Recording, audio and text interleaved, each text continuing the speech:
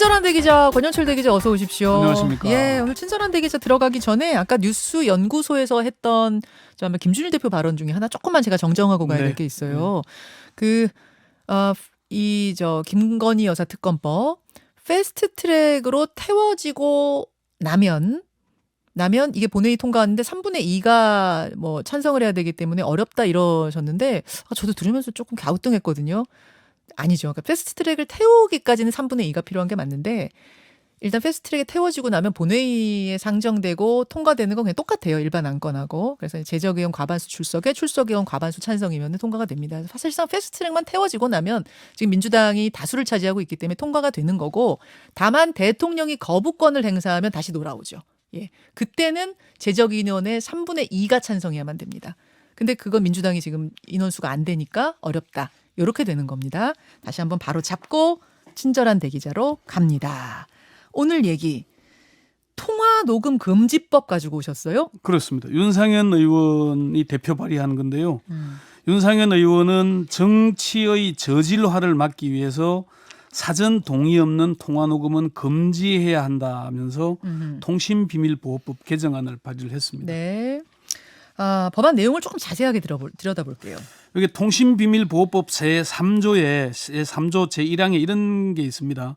타인 간의 대화를 녹음 또는 청취하지 못한다고 돼 있거든요. 예. 요거 하면 처벌을 받거든요. 근데 요거 여기에 타인과의 대화를 녹음 또는 청취하지 못하며 대화 참여자는 대화 상대 모두의 동의 없이 대화를 녹음할 수 없다. 이렇게 개정하자는 겁니다. 원래는 그러니까 권영철 대기자랑 여기 뭐 김광일 기자랑 두 사람이 대화하는 걸 제가 몰래 제3자인 제가 몰래 녹음하면 안 되잖아요. 통신비밀보호법 위반으로 도청이 처벌받죠. 되잖아요. 네. 그건 알지만 저랑 권영철 대기자랑 대화를 할 때 제가 당사자인 제가 녹음하는 건 여태까지는 됐잖아요. 예. 근데 그걸 안 되게 한다. 이걸 못하게 동의 없으면은 불법으로 만들겠다. 권영철 기자 제가 녹음해도 되나요? 물어보면 가능한데 네. 예, 그렇지 않은 상태에서 몰래 녹음은 안 된다. 그렇게 하자는 게 이제 윤상현 의원이 대표 발의한 법의 취지입니다. 법안이에요. 이것도 위반하면은 통신비밀보호법과 마찬가지로 1년 이상 10년 이하의 징역과 5년 이하의 자격정지에 처하도록 상당히 중하게 세네요. 처벌하도록 되어 있습니다. 이런 법안을 발의한 이유는 뭘까요? 윤상현 의원이 그제 이제 국회에서 토론회를 주최를 했거든요. 이 네. 법안 관련해서 네. 정치의 저질화를 막자. 정치권에서 통화 내용을 녹음해서 그 녹음을 공개하거나 녹취록으로 상대를 공격하는 일이 없도록 만들겠다는 그런 취지의 발언을 했습니다. 정치의 저질화가 정치 때문인 거였어요? 그러니까 대선 과정에서 녹취록 파동이 여러 차례 있었죠. 있었죠. 그리고 윤석열 후보와 이준석 대표 사이 뭐 녹취록 공개 논란, 원희룡 후보와 이준석 대표 간 녹취록 뭐 논란, 특히 김건희 여사와 서울의 소리 기자의 7시간 녹취록 공개 이게 다 문제가 됐었죠. 논란이 됐었잖아요. 이런 일을 없도록 하기 위해서 하겠다는 게 윤상현 의원 입장이었습니다. 정치인들에 한해서만 하면 안 돼요? 왜 우리까지? 예를 들어서 네. 저 같으면은 이제 그 전화 통화를 하다가 뭔가 뭐 보험에 대한 설명을 듣는다든지 받아 적기가 어려운 상황에서 뭔가 설명 듣는다든지 할 때는 녹음 버튼 누르거든요. 그렇죠. 근데 이제는 그거 못 한다는 거잖아요. 법이 통과되면 못 하는 거죠. 통과되면. 그렇죠. 사실은 이제 그 윤상현 의원 얘기를 듣다가 보니까 이게 그럼 통화 녹음을 금지하면은 정치의 저질화가 막아지고 정치 품격이 높아지는 생각이 의문이 들더라고요. 사실 정치권에서 사적인 대화를 녹음해서 이제 공적인 정치에 악용하는 사례가 많기는 해요. 네. 지금 뭐 논란이 되고 있는 대장동 사건도 사실 김만배 씨 녹취록 녹음 때문에 시작한 거잖아요. 그렇죠. 수많은 녹취록들이 나돌고 있거든요. 보수 논객인 정규재 씨는 지난해 8월 국민의힘 대선 예비 후보이던 원희룡 전 지사가 이준석 전 국민의힘 대표와의 통화 녹취 공개 논란과 관련해서 통신비밀보호법 개정안을 원희룡법이라고 부르는 게 어떻겠냐라고 제안을 하더라고요. 그러면서 권성동 원내대표가 윤석열 대통령의 내부 총질이나 하던 당대표 이런 문자, 네.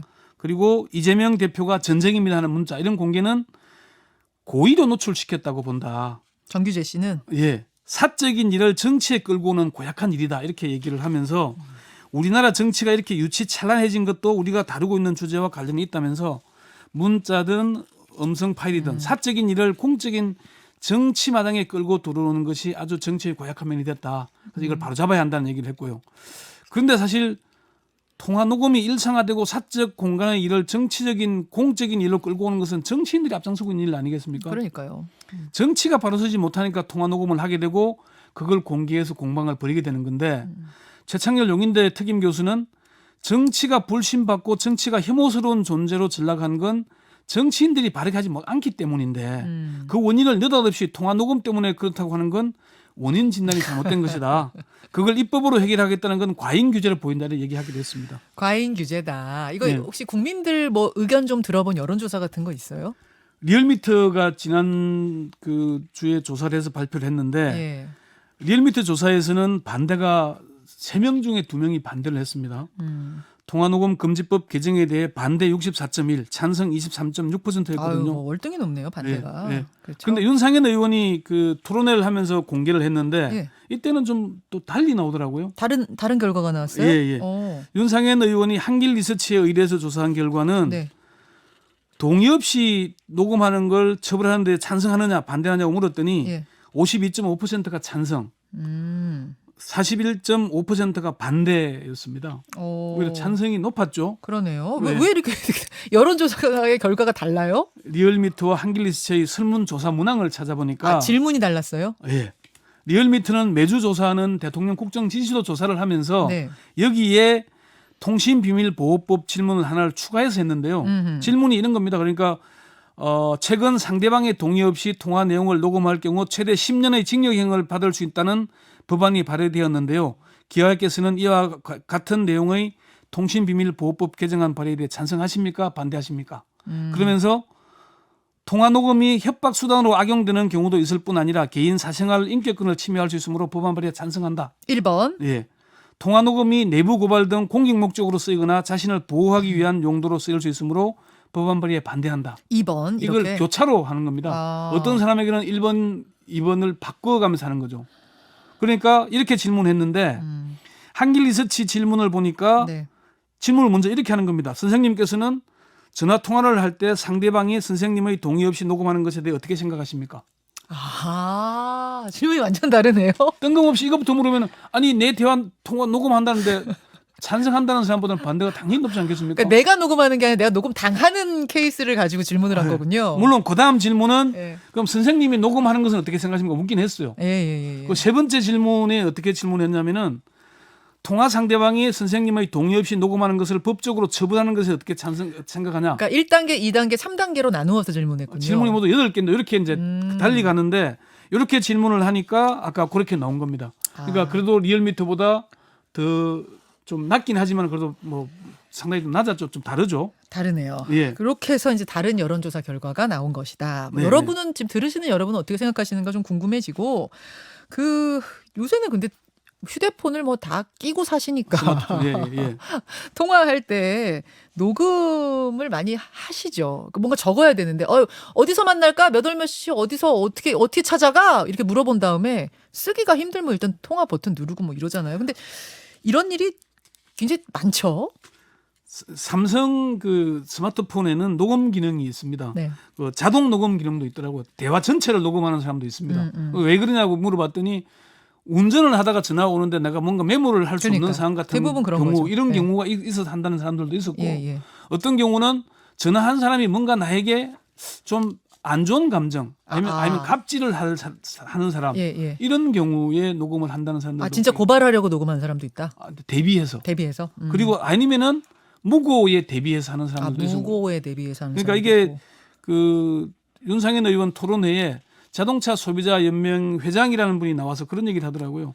자신과 상담을 해서 혹시 문제가 돼서 법정에 가면은 100% 거짓말을 한데 뒤집는데요. 그럼 대화 녹음을 하고 통화 녹음을 하게 된다는 겁니다. 그러니까 어쩔 수 없이. 예, 그렇게 얘기를 그러면 했습니다. 다른 나라 경우는 어떻습니까? 다른 나라. 윤상현 의원이 외국의 사례를 설명을 하던데요. 미국에서는 캘리포니아를 비롯해 10여 개의 주에서 상대방의 동의 없는 대화 녹음을 금지하고 있고 독일, 프랑스, 호주 등 사생활 보호를 중시하는 유럽 국가에서는 금지하고 있다. 문수정 변호사는 이탈리아는 동의 없이 통화 녹음이 가능하고 법적 증거 능력도 인정이 되고요. 영국, 덴마크, 핀란드는 동의 없이 통화 녹음이 가능하지만은 타인에게 녹음 파일을 전달할 시 법적 책임을 진다. 전달은 안 된다. 독일은 통화 녹음의 동의뿐 아니라 녹음하는 이유를 사전에 명확하게 설명하지 않으면 형사처벌을 받는다고 했습니다. 동의뿐만 아니라 이유도 설명해야 된다. 그렇게 하는데 근데 독일은 블랙박스도 불법으로 하자는 논란이 있었거든요. 예, 그러니까 이게 이제 그 헤아린 법률 사무소의 이민 변호사는 프라이버시권을 절대적으로 보호한다면은 범죄 예방 목적의 CCTV를 허용할 것인가, 차량에 다는 블랙박스를 허용할 것인가, 범죄 단속용 차량 번호판 수집 장치나 과속 단속 카메라를 허용할 것인가, 이게 독일에서 문제가 됐다 그럽니다.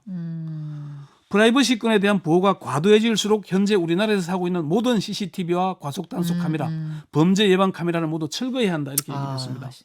이게 결국 프라이버시권인데 예. 이게 점점 강화되는 쪽으로 가면 CCTV 블랙박스 이것도 다 문제가 될 것이다. 그렇죠. 근데 그렇다고 무차별적인 통화 녹음을 그럼 그대로 둬야 합니까? 이런 질문도 지금 들어오는데요. 그 문제가 있는 건 좀 사실 바로 잡아야 되죠. 사실 녹음보다는 이제 그날 토론회에서도 동의 없이 녹음한 내용을 공개할 경우에 좀 더 제재를 좀 무겁게 하자는 의견이 더 많았어요.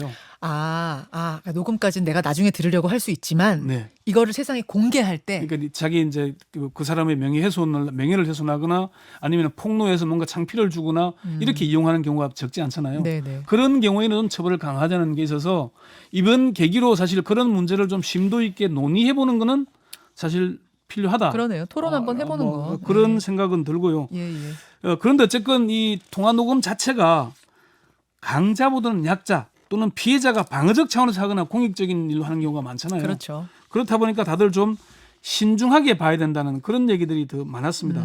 형사소송법학회 회장인 정웅석 서경대 교수는 통화 녹음의 경우에 피해자가 방어적 차원에서 하는 경우가 많은데 네. 이를 금지하면은 피해자 보호 측면에서 상당히 곤란한 상황이 발생할 우려가 있기 때문에 좀 신중할 필요가 있다 이런 얘기를 했습니다.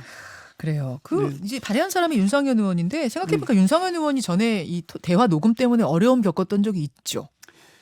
20대 국회 이제 20대 총선 전에 그때 왜 진박 간별 얘기 항상 나올 때잖아요. 예.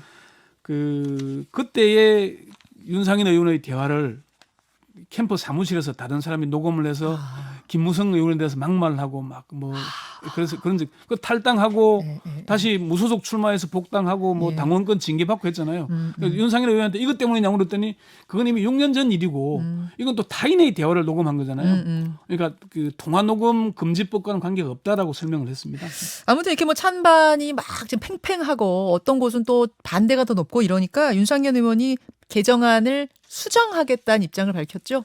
그런 이야기를 밝히기도 했는데 20대 국회에 사실 이 비슷한 법안이 발의된 적이 있습니다. 예. 그게 2017년 7월에 당시 자유한국당 김광림 의원을 비롯한 의명 10명이 전기통신사업법 개정을 발의했었는데 이때는 우리가 왜 카메라 찍으면 찰칵 소리 나죠. 통화하다가 녹음 버튼을 누르면 상대가 녹음 버튼을 눌렀습니다라고 알리게 만들자라고 했는데 결국 이 법안도 통과되지 못했습니다. 그래요. 예. 그런 적이 있기 때문에 좀 이 논의가 생각할 지점은 있지만은 좀 과도한 과잉 규제 아니냐는 여론이 더 높았습니다. 저희가 토론 자리 한번 어떻게 마련해 보겠습니다. 네. 예, 여기까지 수고하셨습니다. 네.